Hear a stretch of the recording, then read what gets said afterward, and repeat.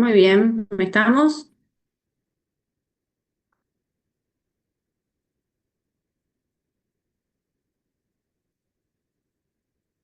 ¿Me escuchan? ¿Y ven la pantalla? Sí, doctora. Bueno, muy bien. Eh, Hay 188. Bueno, estamos casi todos. Vamos a hablar antes de comenzar el teórico del parcial. Va de dos temas en realidad, del parcial y de un curso que tenemos aprobado, que tenemos que buscar el día para hacer un curso que es combinado entre los docentes de cirugía de quinto y nosotros de terapéutica farmacológica sobre utilización de antibióticos, profilaxis, no de antibióticos, tratamiento, más que nada profilaxis, cuándo, qué tipos de intervenciones quirúrgicas y cuándo, cómo realizar, ¿sí? Así que eso dejo a consulta si les viene bien hacer, es extracurricular, ¿no? Es una propuesta de una de las docentes y vamos a acompañar el doctor Vecchio y yo. Entonces la pregunta es si les queda bien hacer una tarde, hacer un sábado a la mañana, que vi que también van a la facultad para eventuales cursos o conferencias. Así que bueno, eso sería bueno que me puedan decir cuáles son las opciones o vamos a ir viendo, hacemos una encuesta o algo por el estilo, ¿no? Lo del cursito, que es re interesante. Bien. Y otra es el parcial, que supongo que también es súper interesante para ustedes. Ay, no me veo. No los veo a ustedes, a ver si pongo así. Ahí está. Supongo que tendrán, porque me estuvieron preguntando también, muchas dudas, incertidumbre en relación al parcial. Este año yo planteé hacerlo con sus profesores, o sea, con su jefe de trabajos prácticos en sus horarios, para que básicamente evitar esta cuestión de aumentar la incertidumbre en cuanto al criterio que tiene el profesor o a quién le corrige.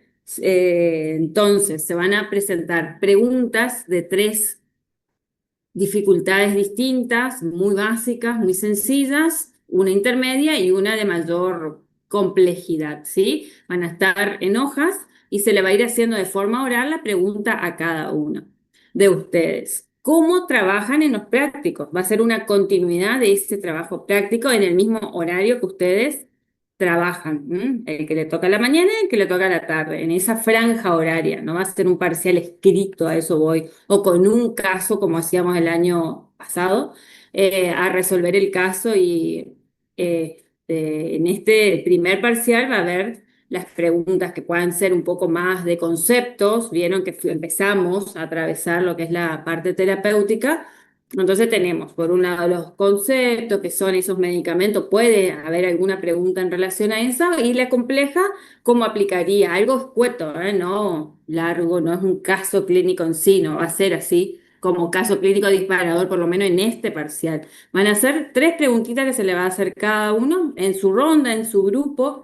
La idea es que se vaya como charlando del tema, cómo lo hacen en los prácticos, solo que es como una instancia evaluativa, ¿m? Más, porque se necesita tener esa nota de los temas que vinimos dando, una nota cuantitativa, un número de los prácticos, sí, de todos los temas que se vino dando hasta el día de hoy. Por eso están pautadas esas fechas de parcial, ¿sí? Pero no vamos a hacer el clásico de multiple choice donde no se está relacionando nada con nada, ¿sí? Porque esta materia ya es de aplicación, es terapéutica, ¿se entiende? Así que para disipar un poquito esa incertidumbre que ustedes tienen, la idea es que sea en el mismo contexto, con el mismo profesor, o sea, el mismo criterio, la modalidad que tiene. En común van a tener todas las mismas preguntas, que va a ser como al azar, qué sé yo.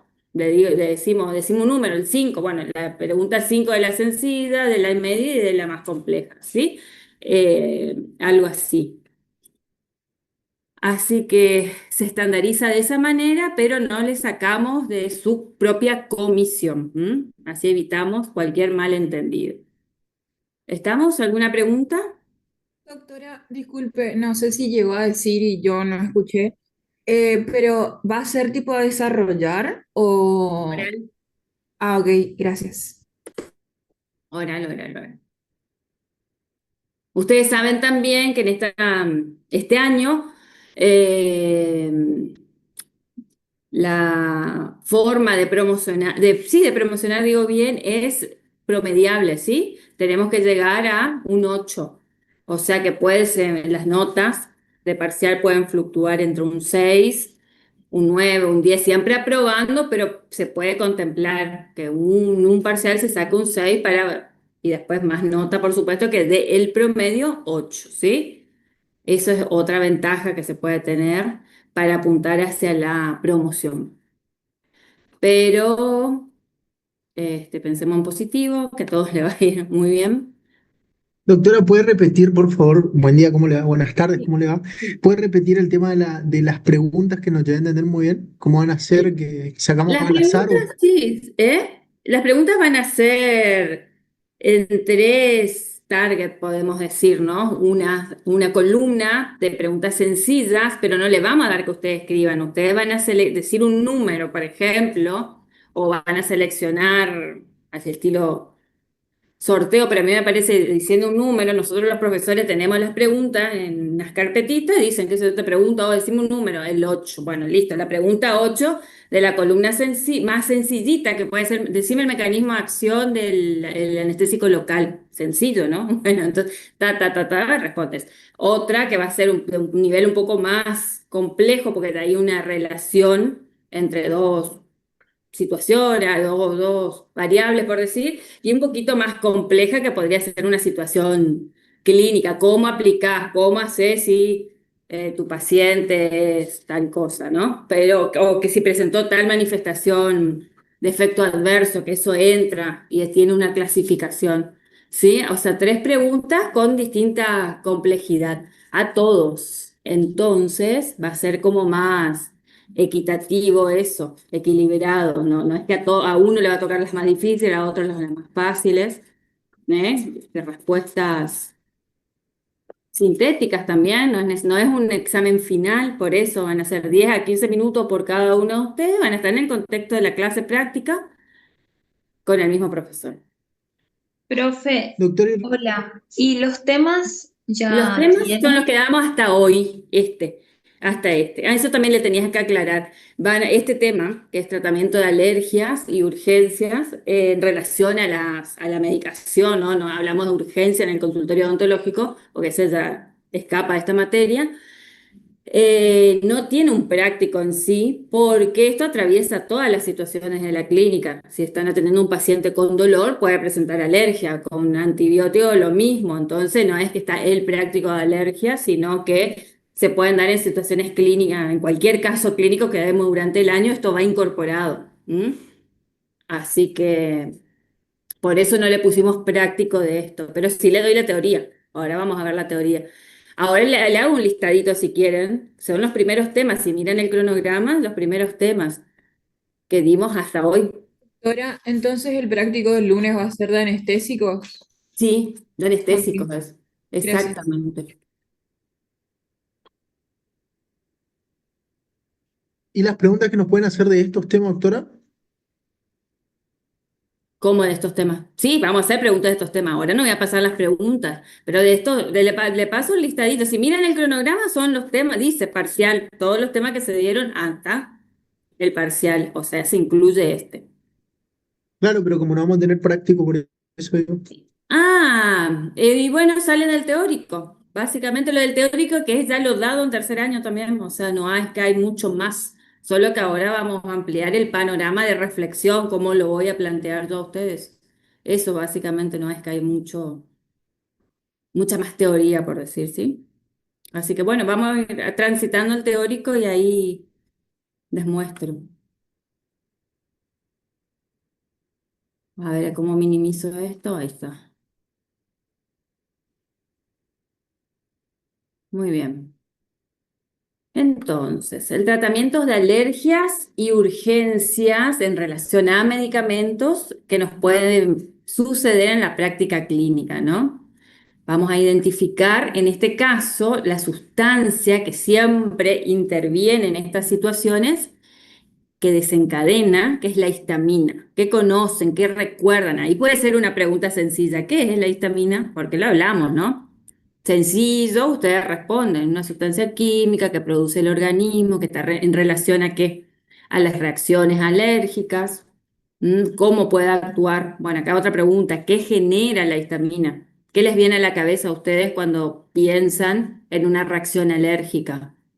Más Vasodilatación, exactamente, ¿eh? Los signos clásicos, que es el enrojecimiento, bueno, esa vasodilatación, ese aumento de permeabilidad, hay variable, hinchazón variable, quiero decir, ¿no? Entre poquito, puede ser una roncha que vean, hasta mucha eh, acumulación de líquido, de suero, que genera mucha, una imagen de angiodema incluso. Puede haber secreción también. ¿Vieron algunas reacciones alérgicas donde, por ejemplo, el lagrimeo? Eso a mí me solía pasar muchísimo, que me lloraban los ojos por una reacción alérgica o lo nasal, cuando están, a veces uno cree resfriado, pero no, es una reacción alérgica o posterior a estornudar mucho, ¿no les pasó? A estornudar y quedas congestionadísimo, con mucha secreción, pero no es que estamos tan enfermos, sino que es una cuestión de esa vasodilatación y aumento de las secreciones, ¿sí? Bueno, entonces esta histamina se va a generar ante estas situaciones de alergia cuando puede ser que se libere, y esto también ya se ha explicado anteriormente, al momento de que se genera esa anoxia, ya sea alergénica o a veces traumática o a veces química, porque participa también en la inflamación, pero bueno, ahora nos estamos orientando más hacia la alergia. Se puede liberar la histamina que está libre en el organismo, por eso es de una acción rápida, o sea, rápidamente uno por ahí siente esa sintomatología o se manifiestan esos signos, o se va liberando desde los mastocitos que están en reserva. Ante el estímulo, hay una primera sensación de la liberación o de la acción, mejor dicho, de la histamina que está libre y y una continuidad por la que se va liberando de los mastocitos, ¿sí? Por eso el mecanismo de acción de algunos medicamentos, que es sobre la histamina libre y otros bloqueando membrana para que no se libere más, ¿sí? Esta sería la cuestión importante a determinar, pero ¿quién es el intermediario, el que genera toda la histamina? Así que eso tienen que tener claro. Este mecanismo de acción, acá como tengo anotado, se liberan procesos fisiológicos y patológicos, ¿sí? Pero en el patológico es de manera explosiva. Por eso yo le decía que rápidamente, sobre todo en esta histamina que ya está libre, o sea, fuera de los mastocitos, genera esa reacción. Y muchas veces, no sé, pasa también en el verano, bueno, en algún momento del año que uno no venía saliendo el sol y sale, no sé si les pasó alguna vez, salís esa primera vez que querés tomar sol y de repente te arde el cuerpo y es la liberación de esa histamina. Eso pasa, a mí me ha pasado, por ejemplo, que lo único que querés es mojarte, por ejemplo, ¿no? No te pasa todas las veces que tomas sol, sino en algún momento que se libera esa histamina. Eso puede ser por el calor, puede ser el frío también que genere, o una reacción realmente alérgica como una sustancia. A algunas personas las mascotas, a otra persona puede ser algún compuesto que usemos en el consultorio, un líquido, puede ser el guante, alguna sustancia que le genere esa reacción. Y como les dije, bueno, es la libre o la que está en los mastocitos que se libera. ¿Cómo? ¿Qué va a producir? Más o menos estuvimos diciendo ya esa reacción a partir del receptor H1, estimula las terminaciones nerviosas y provoca mucho picor, eso es lo clásico, hinchazón, color, dolor, picor. Entonces, eso es lo que vemos. Ahí dice la respuesta local, o sea, si la pregunta es cómo se manifiesta esta histamina en una respuesta local, en el área afectada en general, ¿no? Hay edema, como ustedes dijeron recién, prurito, le sumo yo urticaria. Si es más grave, puede haber broncoconstricción. Recuerden que también una reacción alérgica puede ser desde leve a extrema, ¿no? A muy severa, que ya la vamos a ver. Bien. Esta es una reacción alérgica ante un alimento. ¿Vieron cómo en horas se genera esto y a veces se hace extensivo al cuerpo? Esto no es en cavidad bucal, pero es para que vean que no es plausible descontrolarse sin medicamentos. Esto hay que tener en cuenta. Una imagen de angioedema, donde vemos el labio muy aumentado, también se da por alimentos. Puede ser por tratamiento, por eso, por sustancias que usamos en el consultorio dental o por el guante, como le decía yo. Pero muchas veces van a haber pacientes, familiares, amigos que se le produce por alimentos. Y bueno, también se puede dar en la mucosa oral, donde hay que hacer un diagnóstico diferencial con otro tipo de lesión, ¿no? ¿Qué medicamentos podemos usar? Esto ya han visto también en tercer año. Los antihistamínicos, los glucocorticoides. Hay medicamentos que se llaman estabilizadores de mastocitos. ¿Por qué? Porque justamente son los que van a liberar más histaminas. Antileucotrienos, también habíamos hablado en tercer año, sobre todo con la acción de los glucocorticoides que estabiliza o inhibe la segunda, o sea, la cascada, ¿no? Las dos vías de la cascada justamente, y ahí se evita la formación de leucotrienos. Bueno, hay otros medicamentos que directamente actúan sobre los leucotrienos y la inmunoterapia que trabaja sobre esas células, ¿no? Dentro de los antihistamínicos, que tenemos que tener claro, que puede ser otra pregunta también, ¿cómo actúan los antihistamínicos? ¿Cómo actúan? Esa es la típica pregunta de final, pero también podríamos charlarlo acá en el parcial. Bloqueando, o sea que es un antagonista de ejemplo clásico, ¿sí? Porque ejerce toda su acción bloqueando, así de sencillo. El receptor H1, ¿sí? De forma competitiva. Antagonista competitivo. Y simple, terminó la respuesta a la pregunta. Acá vemos la imagen donde los gránulos estos amarillos sería la histamina que debería venir y unirse, como ven acá, no sé si se ve bien en la pantalla, al receptor y ejercer su acción. Pero cuando usamos un antihistamínico, que es el botón verde este que tenemos en este extremo, y acá magnificado, bloquea, tapa y por ende no hay acción, ¿sí? Esto todo se desarrolla a partir de acá, como ven, un alergeno que estimula las células productoras de anticuerpos, la histamina, y así se genera toda la sintomatología que estuvimos hablando, ¿no? Entonces, los antihistamínicos se van a usar para prevenir y tratar reacciones alérgicas. Se usan en realidad además para tratar, ¿no? Pero hay casos, sobre todo, pacientes que puedan tener asma o alguna alteración respiratoria que a veces tienen ese preventivo, ¿no? Pero hablando, si nos situamos en las alérgicas que pueden suscitarse desde el consultorio dental, no sería el caso de que vamos a prevenir, pero si pasara, tenemos que saber cómo tratar. Bueno, lo mismo que ya vinimos charlando, que se pueden dar, hay pacientes que tienen antecedentes de alergia, entonces, bueno, la historia clínica comentan o quizás ustedes les preguntan o el paciente comenta, eso iba, que puede ser anestésico local, al látex, a resina o cualquier líquido que se pueda usar en el consultorio. Esta hipersensibilidad puede ser leve, como charlamos, urticarias, picazón, y se administran antihistamínicos para controlar. Otras veces la reacción alérgica es más compleja y ahí se suelen dar estas reacciones anafilácticas o el angioedema que vimos en la foto anteriormente también. Esto es como una complicación intermedia el angioedema y la reacción anafiláctica es la más extrema, ¿sí? En esos casos en el shock anafiláctico solemos usar antihistamínicos como complemento. ¿M? Y lo mismo en el angioedema. Ya vemos un poquito más del shock. Otro tipo de indicaciones en la odontología, hay casos de secreción excesiva, de salivación excesiva, quiero decir, cialorrea, porque tienen algunos antihistamínicos, sobre todo los de primera generación, una acción anticolinérgica.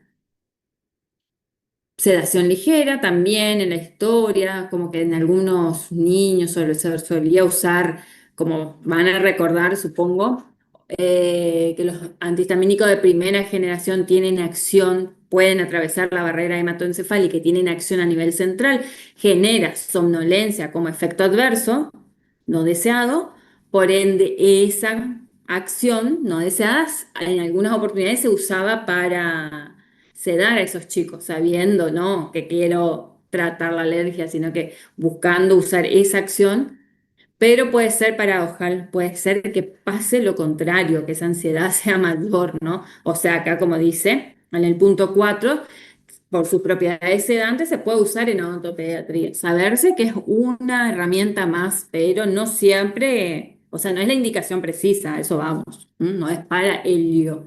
Así que puede ser que no tenga ese efecto o puede ser que sea el contrario, ¿no? El opuesto, paradojal, se llama acción paradojal. Y bueno, y en procedimientos quirúrgicos orales, a veces, ante toda cirugía en realidad, se suele aplicar en toda la medicación preanestésica un antihistamínico por una posible reacción alérgica en algún compuesto o algo de la intervención quirúrgica, como para contener un posible riesgo, ¿sí? Y controlar esa situación, digamos, tener controlada toda la situación quirúrgica. Eso podría ser, pero siempre la indicación más precisa es controlar reacciones alérgicas. Y no me pasa. Como ejemplos de antihistamínicos que van a actuar sobre el receptor, bloqueando, ¿no?, al receptor H1, teníamos los de primera generación, segunda y tercera. Como prototipo de la primera generación, la clorfenamina, la difenhidramina y la hidroxicina, que es la que decíamos que tienen acción como sedativa leve que se puede usar en niños, ¿sí? Los de primera generación. Los de segunda generación son los que más están en el mercado hoy en día, la loratadina, la cetiricina, son los que más se utilizan, ketotifeno en algunas gotas también en el mercado argentino, ¿sí? No, la ventaja no atravesar esa barrera hematoencefálica. Y los de tercera generación, que suelen ser isómeros, o sea, parecidos, levocetiricina, desloratadina, fexofenadina. Los dos primeros son los más, también en el mercado argentino, los más presentes, digamos, los que se consiguen, que son análogos, son parecidos a los de segunda generación con algún cambio químico. Nada más. Y tenemos que tener en cuenta los costos, porque siempre hay un aumento de costos, ¿no? Si justifica o no la utilización de los de tercera generación. Bueno, repasando en la farmacocinética de los antihistamínicos H1, son los clásicos, absorben bien por vía oral, su inicio de acción es rápido, a los 15 minutos ya comenzamos a tener ese efecto terapéutico. Atraviesan barrera hematoencefálica, como les dije, por ende su acción sedante es un efecto no deseado.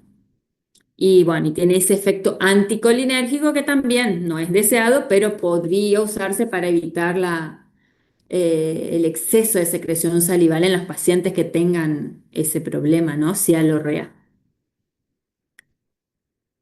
Bueno, ahí tenemos como un repaso de lo que estamos diciendo.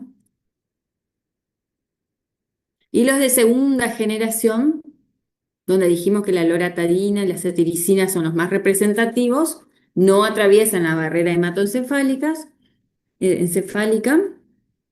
se absorben también rápidamente y bien, de forma completa por vía oral. Se inicia su acción a la hora aproximadamente de la administración, porque tiene gran unión a proteínas, entonces El otro inicia más rápido la acción que esta. No obstante, como efecto adverso también podemos ver que aumenta el intervalo QT, puede haber arritmias cardíacas. La diferencia también con los de primera generación, que la posología es más cómoda, por decir. Acá tenemos las dosis y los precios, que yo le puse, en realidad no actualicé los precios, pero sí nos sirve para la idea, para desarrollar la idea. Estos son los precios del año pasado, seguro que ahora por 10 tenemos que multiplicar. La difenhidramina, que se va a aplicar cada 6 horas, es, mejor dicho, de primera generación, entre 25 y 50 miligramos en comprimidos cada 6 horas. También puede ser de aplicación intravenosa, pero bueno, nosotros no hacemos esta aplicación en el consultorio. La difenhidramina, el conocido Benadryl, si les suena. Hoy también el Benadryl es loratadina, así que miren. Loratadina que viene en comprimidos, 10 miligramos al día. Esa es la posología. Lo mismo que la cetiricina, 10 miligramos al día. Bueno, ven que ahí está una mayor vida media que hace que se administre una vez al día. Los costos me fui olvidando de decir, la difenhidramina tiene un costo de 5.000 aproximado, igual que la loratadina, y comienza a aumentar cuando vamos pasando hacia los de tercera generación, y eso es lo que yo le decía anteriormente. Desloratadina baja los miligramos, hay mayor potencia. 5 miligramos día también, levocetiricina, 5 miligramos día, y el precio casi el doble, ¿sí? Eso, precio viejo, pero sirve para la cuestión de comparar. ¿Se acuerdan que cuando uno elige terapéutica siempre dice elijo beneficio sobre riesgo y costo, ¿no? Son los tres parámetros que uno suele tener en cuenta. Otros medicamentos que se pueden utilizar para la alergia, los corticoides, muy conocidos, glucocorticoides, como la prednisona, metilprednisona, betametasona, dexametasona, que ustedes dominan esos medicamentos porque son lo que más se suelen indicar en odontología, como acción antiinflamatoria. De esto también solemos charlar bastante, cuando hacemos la distinción dentro de los corticoides, o a partir de qué dosis o qué dosis usamos para esa acción antiinflamatoria y para alergia, ¿sí?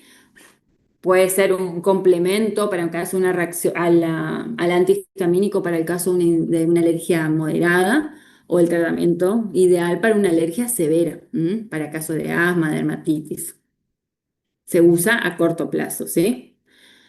Estabilizadores de mastocitos que habíamos hablado, el cromoglicato sódico. Los que tengan asma seguro lo conocen, algún familiar con asma seguro lo conocen. Tampoco lo administramos nosotros en odontología, pero sepan que existe, ¿no? Ese sí se suele usar como preventivo, tiene un efecto lento. Para las personas que suelen tener, que tienen asma, se va como combinando, ¿no?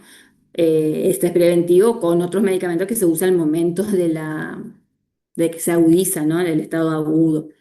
Como antileucotrienos, el Montelukast también es conocido, ¿no? Para asma, rinitis alérgica. O sea, no son los de primera línea, sino son los de reserva.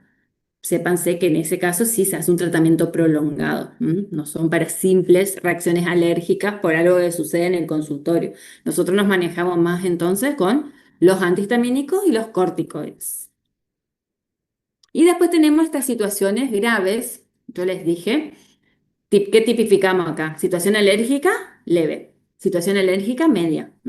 Como es el angioedema que vimos, como la reacción en mucosa que vimos, que le mostré en la foto. Después hay situaciones de shock anafiláctico, donde se caracteriza por un gran edema de glotis. El paciente se ahoga. Se van imaginando, no tengo foto de eso, pero es una situación muy desesperante donde hay riesgo de vida. ¿Por qué? Porque el paciente se está ahogando, como les digo yo. Entonces el tratamiento va a ser una combinación. El primero que nos va a sacar de situación de emergencia es la epinefrina, por eso siempre hay que tener en el consultorio. Esta es ahí como ven en la foto, en el gráfico, es como una jeringa prellenada de la práctica, por decir, pero bueno, tendrá un costo mayor. O podemos tener las ampollas, que son más económicas, y se hace la aplicación.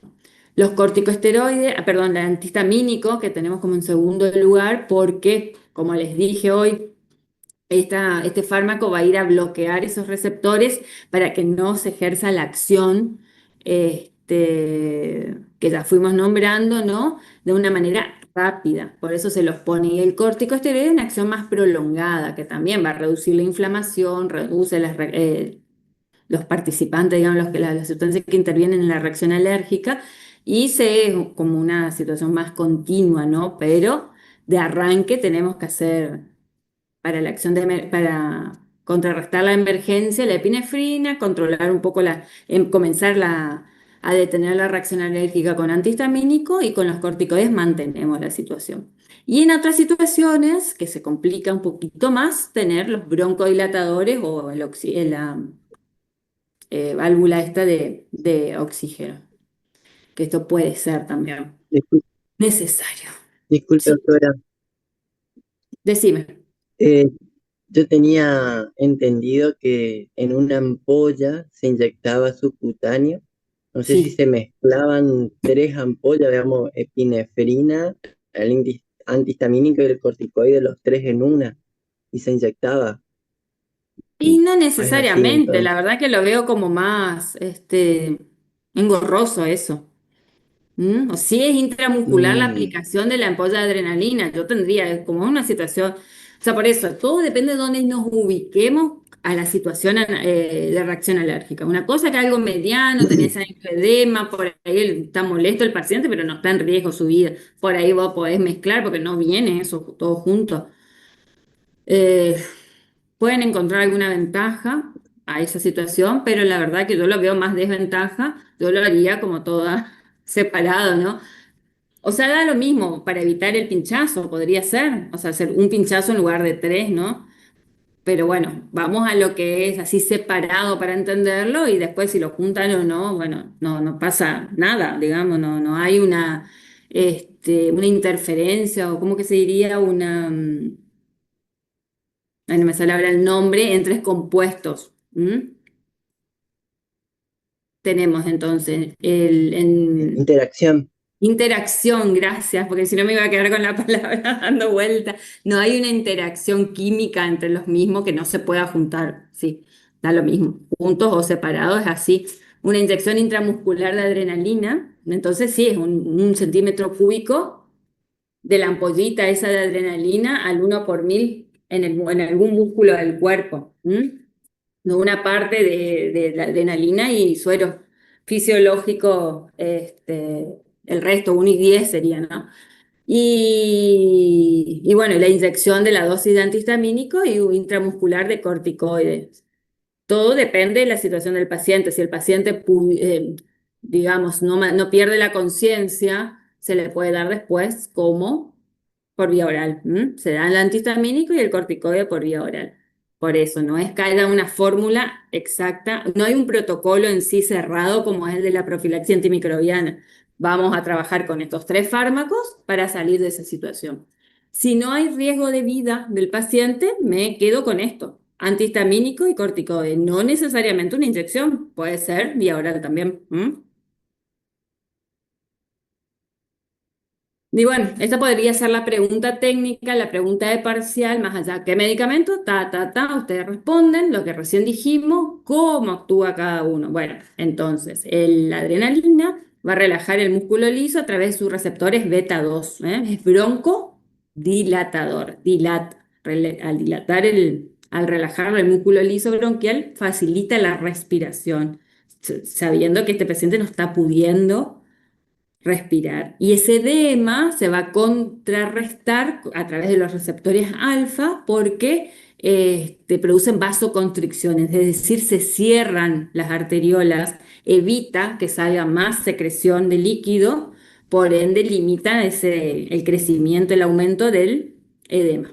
¿Mm? Evito el crecimiento del edema, relajo musculatura bronquial, y el paciente puede respirar. De esa manera sale de la situación de emergencia, ¿no? De ahogo, de asfixia. Y después sigo con los otros medicamentos como fuimos diciendo, ¿sí? Bueno, Eso es la situación de entonces de tratamiento de una alergia severa, que gracias a Dios es poco frecuente. No obstante, uno tiene que conocer porque esta situación es la que representaría una urgencia, urgencia barra emergencia, todo depende cómo se va dando. Mientras tanto, si pasara, ya uno está llamando a M o a una ambulancia, como para complementar la atención del paciente si fuera necesario. ¿M? Otras veces no es necesario y nos manejamos con los medicamentos que vimos de manera ambulatoria, ¿sí? No es necesario llevarlo a internación.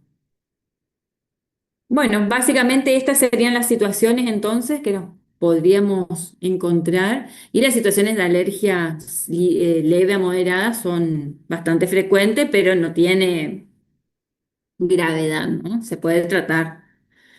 La bibliografía sigue siendo la misma. Sabemos que la parte terapéutica, más que nada nos basamos en los teóricos y las charlas que se llevan adelante en los prácticos. ¿Cómo podemos encontrar los nombres de los medicamentos, las presentaciones? Tenemos los vademecums, acá tienen la dirección del alfabeta.net y Kairos Web, ¿sí? Ahí tenemos como las presentaciones comerciales y alguna pequeña reseña del mecanismo de acción, ¿sí? Bueno, y eso es toda la teoría de hoy que es corta, es complementaria a cualquier tratamiento, a cualquier situación clínica, quiero decir que se pueda suscitar.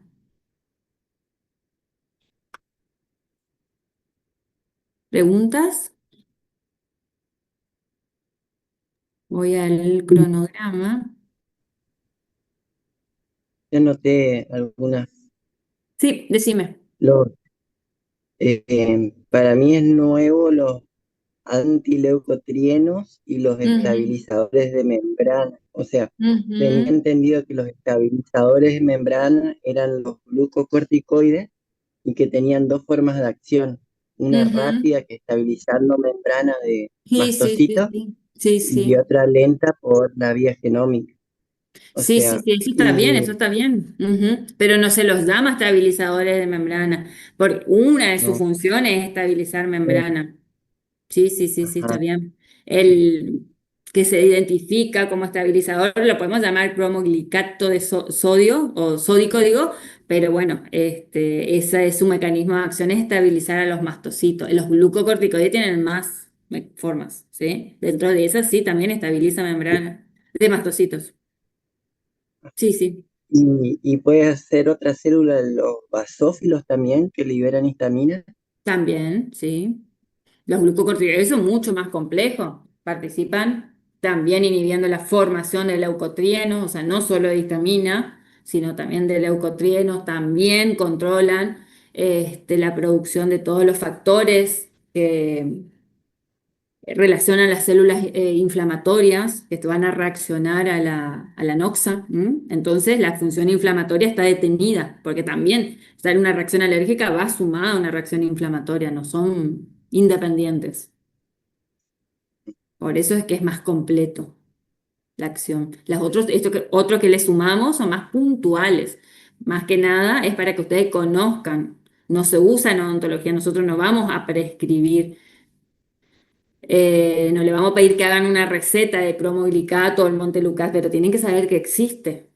Por eso, le damos como un plus más a lo que es la clínica, ¿sí? Porque el paciente también puede venir con esa medicación y ustedes no van a tener ni idea de que existe. Nosotros nos seguimos manejando con los antihistamínicos y corticoides, y eso, como me dijiste, está bien el mecanismo de acción. ¿Alguna otra pregunta?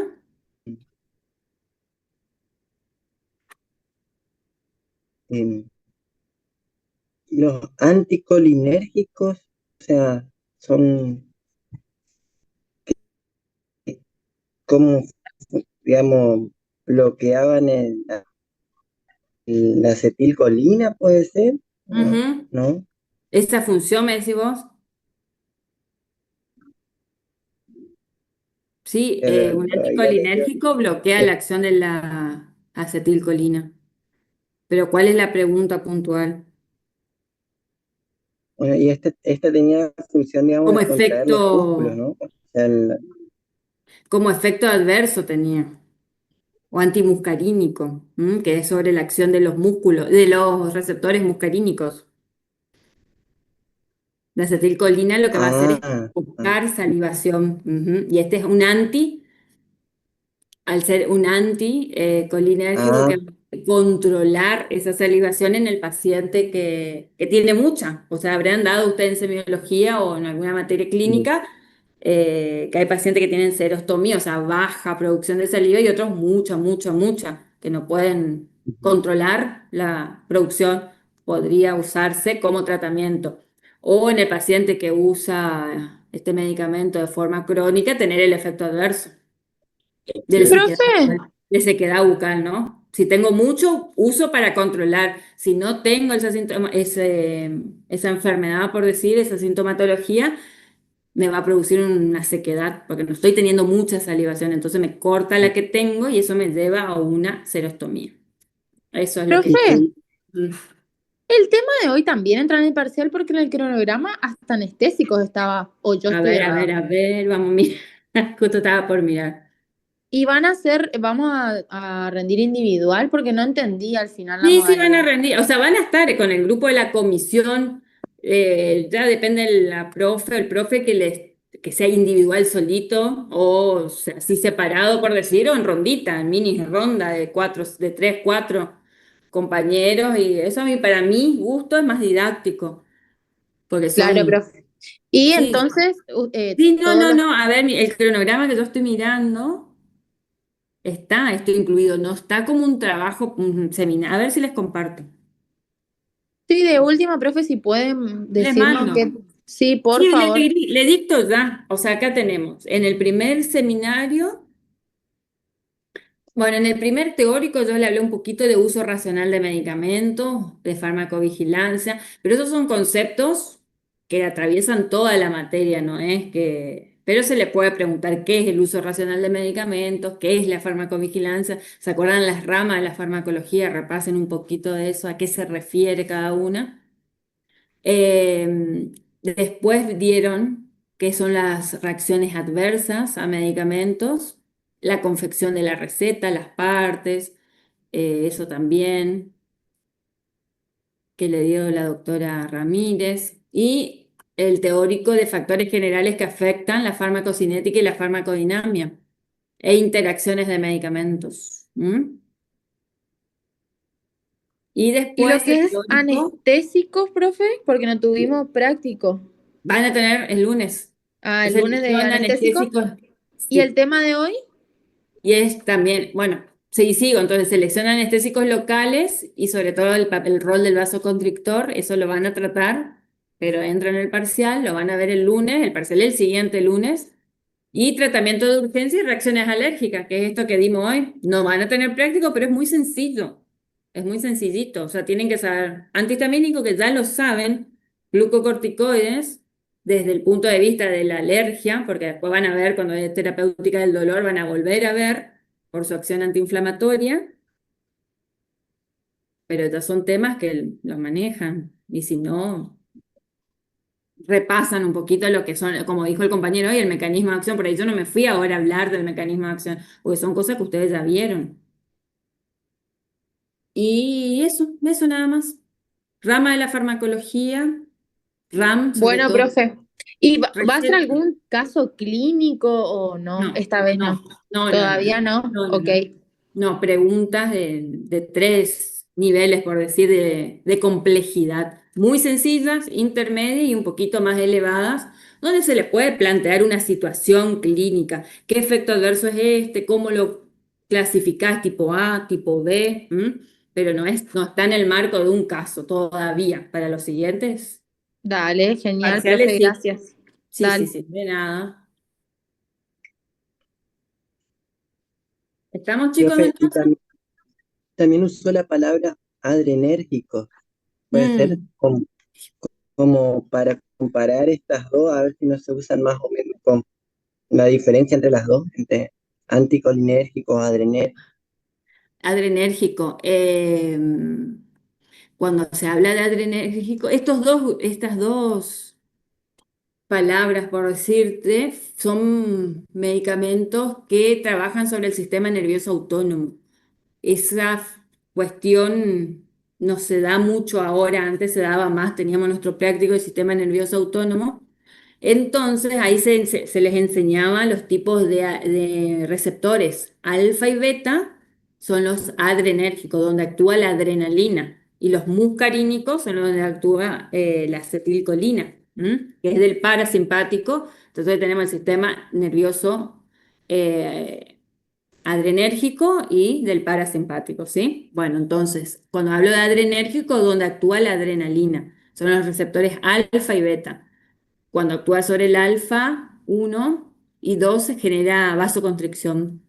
Y los beta tienen más localización. En este caso, el beta 2 produce broncodilatación. Tienen distintas Perfecto. ubicaciones en el organismo con distintas funciones, pero vamos a quedarnos ahí nomás, no te complique la Sí, vida. sí, no, no, pero ya me sacó, ya me queda. Saqué ¿Cómo? que al sacarme la duda, al entender, ya está, ya me queda adentro. Sí, sí, sí, sí, sí. Sí, de última, si querés ampliar un poquito, leer cuáles son los receptores alfa y beta, cambian la función de acuerdo a la ubicación, pero con que te identifiques estas que yo te digo, Sí, sí, el de ya. vasoconstricción, porque también tiene que ver con el anestésico local, la adrenalina, Ujú, y la sí, vasoconstricción que produce el anestésico local con adrenalina o con epinefrina. ujú, de 10. Bueno, estamos ¿Y las entonces. clases, el lunes se puede pedir clases así, antes de la hora? El lunes ustedes tienen clase. El lunes tienen clase que es de anestésico y ahí van a hablar de adrenalina también. Si quieren sacarse alguna duda, porque la adrenalina a bajas dosis se usa con el anestésico, a una dosis más alta se usa para el tratamiento de shock anafiláctico. ¿M?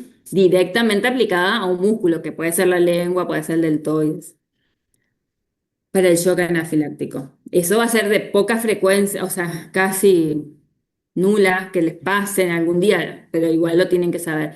Ahora, la adrenalina que se usa con el anestésico, sí, va a ser de uso diario para ustedes. Entonces eso sí lo tienen que manejar y tienen práctico para hablar de eso el lunes.